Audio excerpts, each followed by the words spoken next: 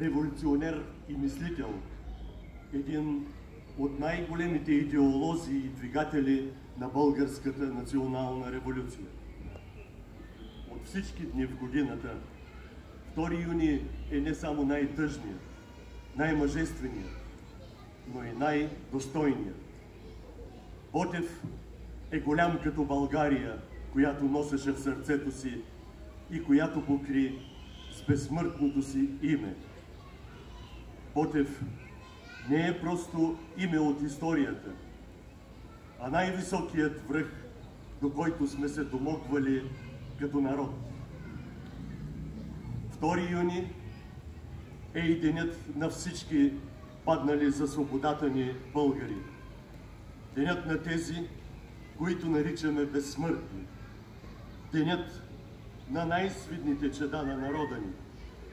Те понесоха на своите рамене бъдещето на България, проляха кръвта си и положиха костите си, за да го имат днес отечеството ни. До тях не стигат слънчеви лъчи отвън.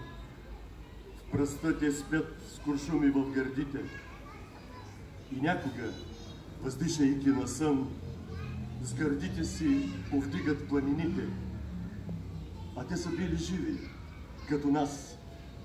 И даже 2 пъти от нас по-живи, защото и в последният си час са мислили за нашите дни щастливи, защото са дълбали тая твърд и всеки бурен в нея са разгъртвали, защото са избрали тази смърт, която днес наричаме безсмъртие.